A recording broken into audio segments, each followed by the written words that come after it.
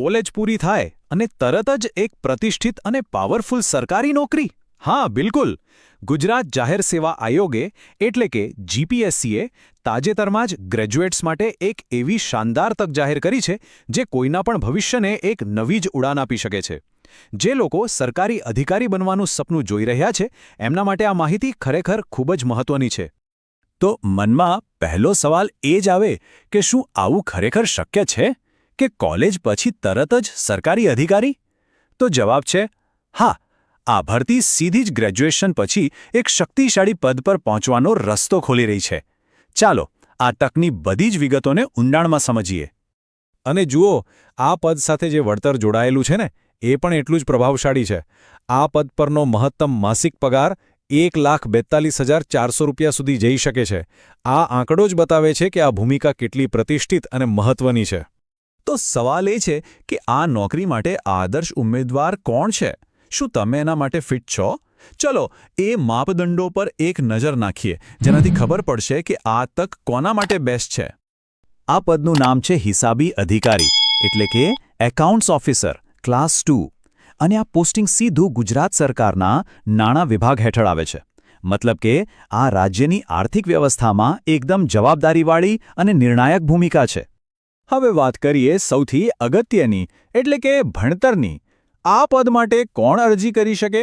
તો જુઓ, જેમની પાસે બીકોમ, સીએ, આઈસીડબ્લ્યુએ જે હવે સીએમએ તરીકે ઓળખાય છે અથવા તો કંપની સેક્રેટરી એટલે કે સીએસની ડિગ્રી છે એ લોકો આના માટે લાયક છે. ઉંમરની વાત કરીએ તો ઉમેદવારની ઓછામાં ઓછી ઉંમર 20 વર્ષ હોવી જોઈએ અને વધુમાં વધુ 37 વર્ષ એટલે કે 20 થી 37 વર્ષની વચ્ચેની કોઈ પણ વ્યક્તિ આના માટે અરજી કરી શકે છે. ઓકે, તો લાયકાતની વાત તો થઈ ગઈ. હવે એ જોઈએ કે આ પદ સુધી પહોંચવાનો રસ્તો કેવો છે. આખી જે પસંદગી પ્રક્રિયા છે ને એને 3 એકદમ સ્પષ્ટ તબક્કાઓમાં વહેંચવામાં આવી છે. આ રહી એ 3 સ્ટેપની પ્રોસેસ. સૌથી પહેલાં આવશે પ્રારંભિક પરીક્ષા જેને આપણે પ્રિલિમ્સ કહીએ છીએ. એ પાસ કર્યા પછી આવશે મુખ્ય પરીક્ષા એટલે કે મેઇન્સ અને છેલ્લો અને સૌથી અગત્યનો તબક્કો છે ઇન્ટરવ્યૂ. આ 3 તબક્કા પાર કરવા ફરજિયાત છે. ચાલો પરીક્ષાનું માળખું થોડું ડિટેલમાં સમજીએ. પ્રિલિમ્સમાં 2 પેપર હશે, બંને 200-200 ગુણના.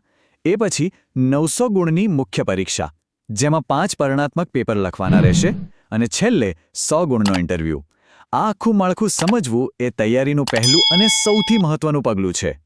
પરીક્ષાના માળખા સિવાય પણ એવી કેટલીક નાની પણ ખૂબ જ અગત્યની વિગતો છે જે ફોર્મ ભરતા પહેલા દરેક ઉમેદવારે જાણવી જ જોઈએ.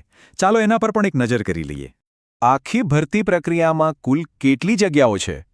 તો જવાબ છે 20. હા, માત્ર 20 જગ્યાઓ જ ઉપલબ્ધ છે. એનો સીધો મતલબ એ છે કે સ્પર્ધા એકદમ ટફ રહેવાની છે. આ 20 જગ્યાઓનું કેટેગરી પ્રમાણે વિતરણ કંઈક આ રીતે છે.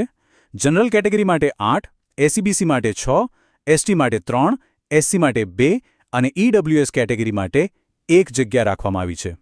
અને આટલી મોટી તક માટે અરજી ફી કેટલી હશે? તો એ છે માત્ર ₹100. આટલી ઓછી ફી રાખવા પાછળનો હેતુ એ જ છે કે વધુમાં વધુ લાયક ઉમેદવારો આ તકનો લાભ લઈ શકે.